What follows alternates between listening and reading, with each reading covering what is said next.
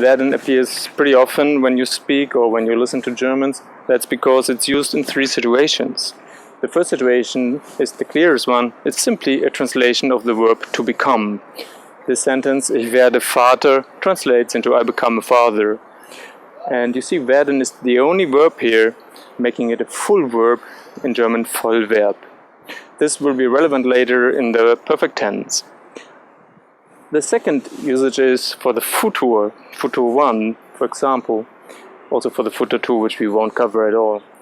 Futur 1 is covered in the B1 course, so be a bit patient, it's coming soon. And it's simply created by using a form of werden and an infinitive, as you can see here. Ich werde nie heiraten, I will never marry.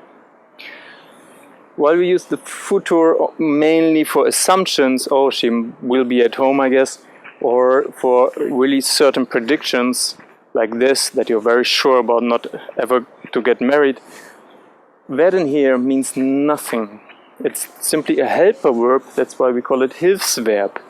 I think the correct grammatical term is auxiliary verb. So this doesn't mean anything, but it tells us in combination with this, it's a futur, and this is containing the whole information, heiraten. Third and pretty popular version is the passive. We've covered that in this course. There is 4 videos about the passive. Das Buch wird gelesen, the book is being read. Again, you see we have 2 verbs in the sentence, or more or less verbs. And werden doesn't mean anything here. It's a helper verb, again, Hilfsverb. While here is the past participle, the same you use for the perfect tense. Here's another past participle, das Buch wird gekocht, the book is being cooked, just to give you an illustration of the possibilities.